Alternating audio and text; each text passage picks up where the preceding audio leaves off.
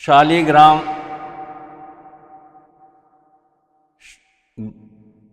नेपाल की गंडकी नदी से आए हुए। ये शालिग्राम और कहीं नहीं मिलते, वहीं मिलते हैं।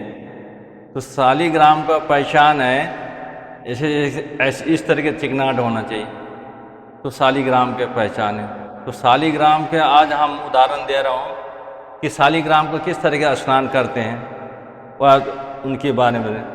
पहले हम तुलसी दल, ये द्वादश अक्षर मंत्र है, ये यंत्र सीता जी के 6 अक्षर, राम जी के 6 अक्षर, बीच में ओम है, इस तरह के। और हमें अब इसको इस तरीके करनी है। फिर भगवान को ऐसे रखें, फिर गंगा जल लेके स्नान करेंगे। फिर स्नान करने के बाद उनकी बदन साफ करके रखेंगे और इसका चरणामृत बनाएंगे। हम चरणामृत में इस तरह के डाल रहे हैं। अभी मैं प्रैक्टिकल बता रहा हूँ इस तरह के। तो चरणामृत बनने के बाद हम जिनको चरणामृत देते हैं,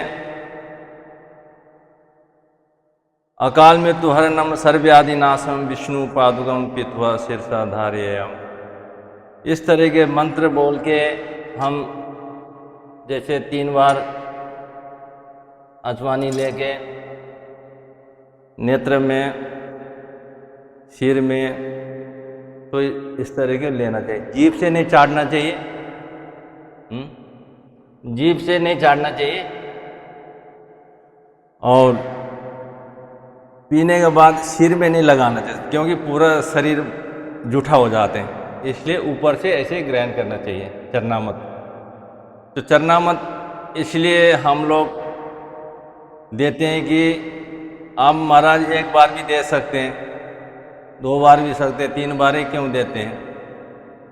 3 बार देने का अर्थ ये है कि भूत, वर्तमान, भविष्य 3 काल के लिए, जैसे कि भूत जा रहे, वर्तमान, भविष्य, तीनों को युक्त और उसी समय 3 बार दिए जाते हैं। तो इसीलिए 3 आचमनी करके देते हैं। तो यही राम भक्त लोग को यही उदाहरण दे रहा हूँ कि चरणामृत पीने के बाद सिर में कभी नहीं लगाना चाहिए, फिर सारी जूठा हो जाते हैं। इस तरह की हमारी कहना है। तो शालिग्राम पे लेने से इतनी पुण्य प्राप्ति होंगे और गिरने से ज़्यादा दोष होंगे, इसीलिए जो है ना, उनकी हमेशा गिरना नहीं चाहिए। कपड़ा हमेशा इस तरह के लेके रखना चाहिए।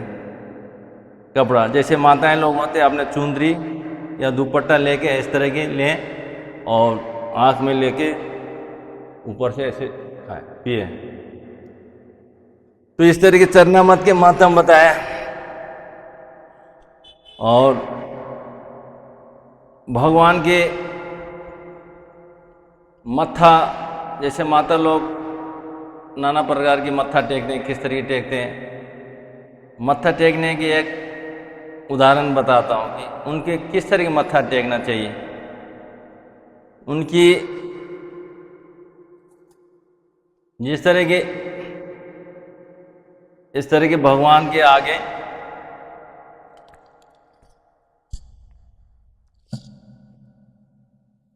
ऐसा करने से भगवान के बाएं पैर में बाएं हाथ, दायां हाथ में दायां पैर, इसी मानसिक रूप से भगवान की, गुरु के प्रति इसी तरह मत्था टेकना चाहिए।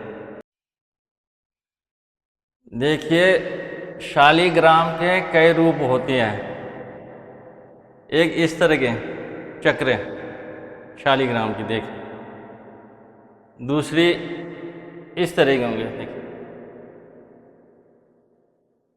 ये भी सर। एक शालिग्राम की देखिए, ये मुंह है, ये नाक है, ये प्योर शालिग्राम है। दूसरी, ये जो उर्दू पुंड तिलक लगाए हैं, तो ये भगवान नरसिंह है।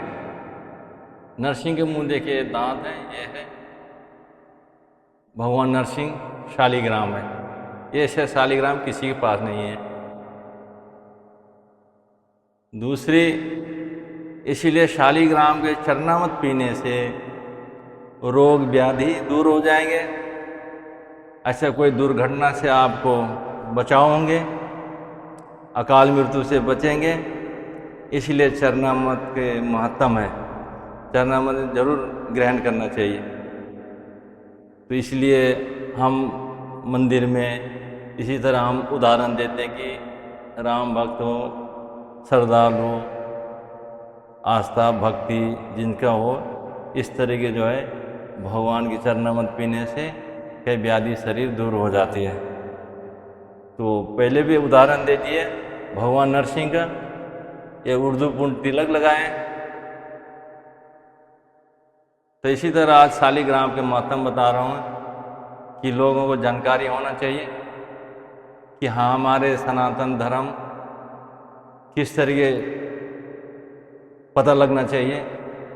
हम पूजा पाठ करते हैं, हमें नहीं पता होते हैं, इसलिए हमें लोगों के प्रति जानकारी देना है कि लोगों आए देखें और इसी तरह जय श्री राम, जय श्री राम।